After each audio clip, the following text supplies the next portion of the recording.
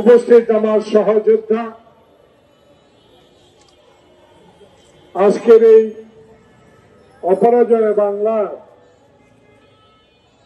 একটি গুরুত্বপূর্ণ বিষয়ে কয়েক মিনিটের মধ্যে আমি আমার কথাগুলো জাতির বিবেক, জাতীয় প্রেস ক্লাবের সামনে প্রিয় সাংবাদিকের মাধ্যমে জাতির কাছে পৌঁছিয়ে দেওয়ার চেষ্টা করবেন।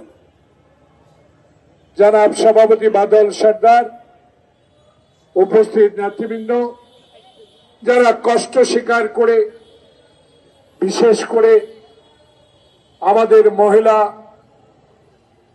নেত্রীরা এখানে উপস্থিত হয়েছেন, সবাইকে বাদল সরদারের পক্ষ থেকে আন্তরিক অভিনন্দন, শুভেচ্ছা জানাচ্ছি এবং সরকারের দৃষ্টি আকর্ষণ করব, ইতিমধ্যেই সারা বাংলাদেশে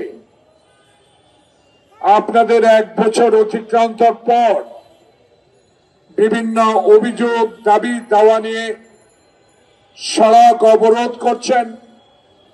আপনার সমীপে, সরকারের সমীপে বিভিন্ন দাবি দাওয়া পেশ করছেন, যেগুলো ন্যায্য, যেগুলো ফ্যাসিস্ট হাসিনার আমলে কোনো দিনও এই দাবিগুলো আদায় করতে পারেন নাই। আজকে তাদের মনের ক্ষোভ, দুঃখ আপনার কাছেই তো বলবে। আপনিই তো 18 কোটি মানুষের যে দায়িত্ব গ্রহণ করেছেন, সেই দায়িত্ব পালনকালে আপনাকেই তো কষ্ট দিবে, অন্য কাউকে নয়। কারণ 16টি বছর